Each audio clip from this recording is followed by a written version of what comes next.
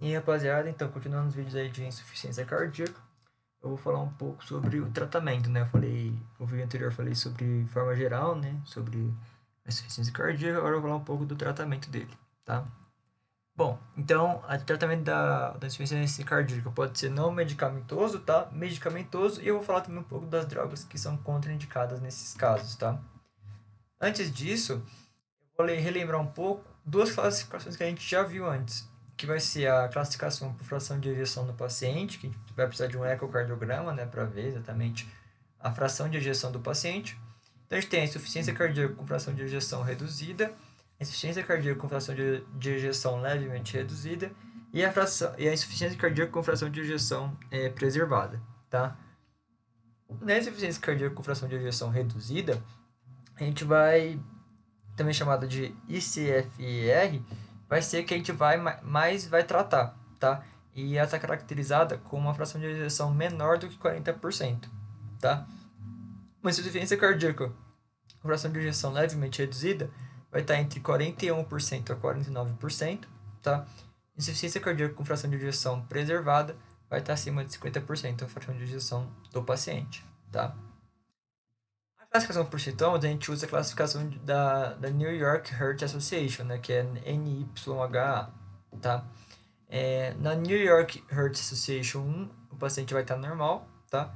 Na New York Heart Association 2, o paciente vai sentir cansaço ou dispneia com grandes esforços, tá bom?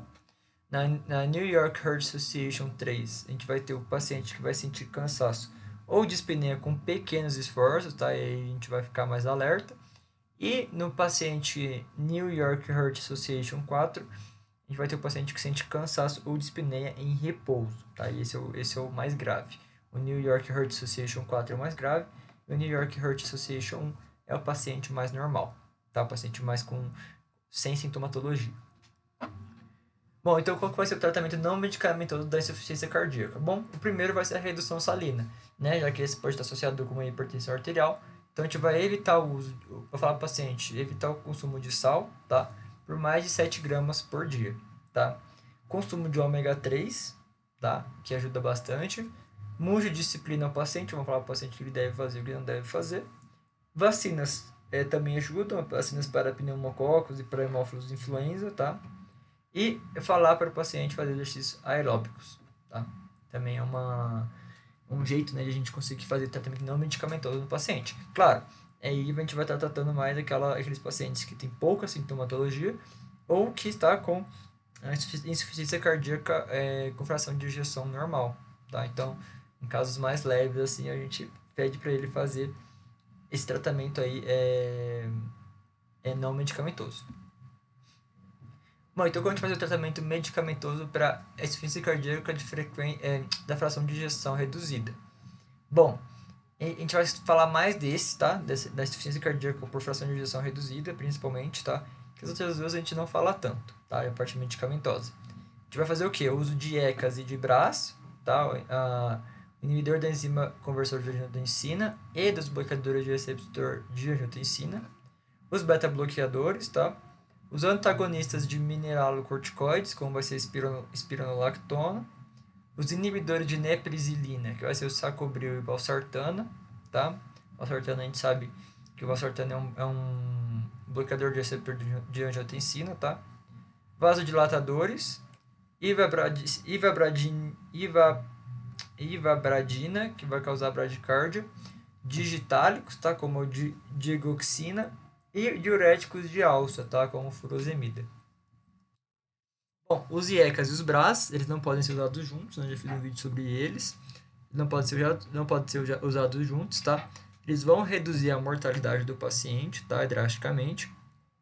E a gente tem que ficar esperto aos contraindicações, tá? Então, os IECAs e os BRAS, eles não podem ser usados quando a creatinina estiver acima de 3, ou seja, quando o paciente estiver com mau funcionamento renal, tá? Além disso, não podemos usar os IECAs e os BRAS em caso de potássio acima de 5,5, ou seja, quando o paciente estiver com hiperpotassemia ou uma hipercalemia, tá? Que são sinônimos, tá?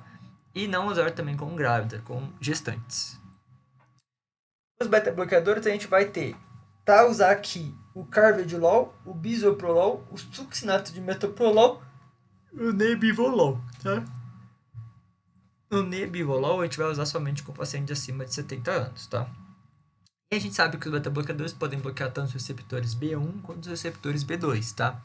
O B1 é o que a gente vai querer que os beta-bloqueadores façam. Então, normalmente, vão bloquear e vão fazer com que bradicardia, né, bradicardia, e uma diminuição da contratilidade do músculo, tá? É isso que a gente quer.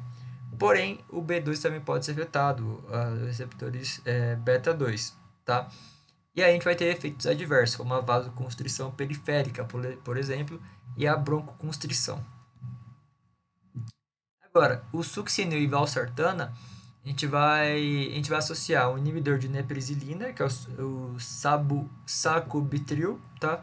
E o valsartana, que é um bloqueador dos receptores de angiotensina, tá?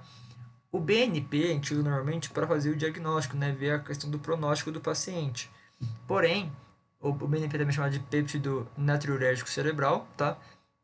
Porém, com o uso dessa associação de inibidores de neprisilina e com os bloqueadores do receptor de angiotensina, que é o valsartana, a gente vai ter o aumento do BNP. Então, ele não vai ser como que uma luz pra gente. A gente não vai conseguir usar ele para ver o pronóstico do paciente, tá? De forma geral. Então, a gente tem que ficar mais esperto com isso aí. Não usar o BNP como referência. Digitálicos, a gente vai usar o digoxina, tá? E além disso, a gente vai usar os dispositivos cardíacos, tá? Os dispositivos cardíacos a gente pode usar, a gente tem dois tipos de dispositivos, que vai ser o marca-passo, tá? Para ressincronização dos batimentos cardíacos e o cardiodesfibrilador implantável, tá? O marca-passo para ressincronização dos batimentos cardíacos, ele é usado para insuficiência cardíaca de frequência de fração de ejeção reduzida, tá? Em até 30%. O marca-passo, o que ele vai fazer? O marca-passo para ressincronização é justamente isso. Ele vai ajeitar e vai tentar sincronizar, né, os batimentos cardíacos, tá? Ele pode usar tanto para bloqueio para os bloqueios esquerdos, né, em caso de uso de medicamentos e de arritmias também. E também para insuficiência cardíaca de fração de ejeção reduzida. O cardiodesfibrilador implantável, como o próprio nome já menciona, é um desfibrilador implantável, ou seja, se o paciente tiver problemas isquêmicos, por exemplo, o cardiodesfibrilador já vai ser acionado, tá? Quais são as drogas contraindicadas, então? A gente vai ter os cardiodepressores, tá? Como os bloqueadores dos canais de cálcio não de hidropiridínicos, tá? O aumento de retenção salina, aqueles remédios que aumentam a retenção salina, como os AINES, né, e os corticoides. Os AINES vai ser os anti-inflamatórios não esteroidais e os corticoides glitazonas, tá? E os que vão causar arritmias, como o cilastazol, o sotalol e o quinidina. E é isso, esse é o tratamento da insuficiência cardíaca.